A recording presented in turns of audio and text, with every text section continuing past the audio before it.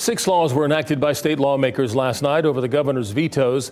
3 of them are aimed at transgender youth. But there's been very little controversy or pushback from the public.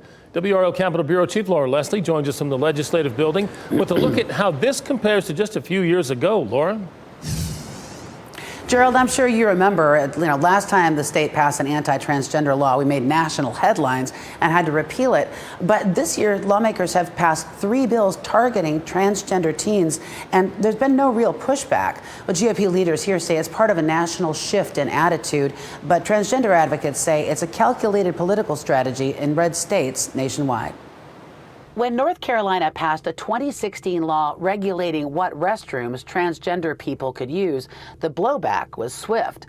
Business, sports, and music leaders across the country condemned the so-called bathroom bill. There were multiple boycotts. It cost the state billions of dollars. This week, lawmakers voted to ban gender-affirming medical care for transgender kids, prohibit them from playing women's sports, and require schools to out them to their parents. But this time, there was no blowback. Senate Leader Phil Berger doesn't expect to see any. He says there are many more states now passing similar laws, and he thinks they have a lot of popular support. The business community has for the most part, decided that they're going to concentrate on their business and not delve into those matters of policy.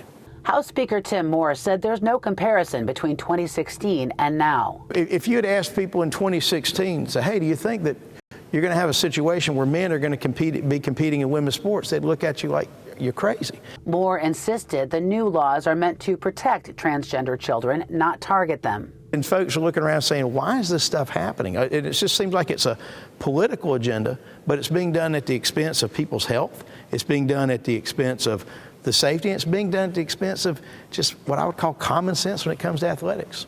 Meanwhile, LGBTQ advocacy group Equality NC accused lawmakers of bullying transgender kids and their families for political purposes. We know that the people of North Carolina want their legislators to focus on bread and butter issues, said spokesman Nate Fisher, not on passing hateful copy-paste legislation from national hate groups.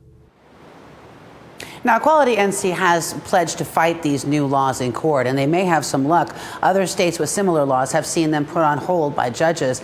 And in Arkansas in June, a federal judge permanently struck down a ban on medical care for transgender teens there, calling it unconstitutional. Gerald? Laura Leslie live on Jones Street. Thank you, Laura.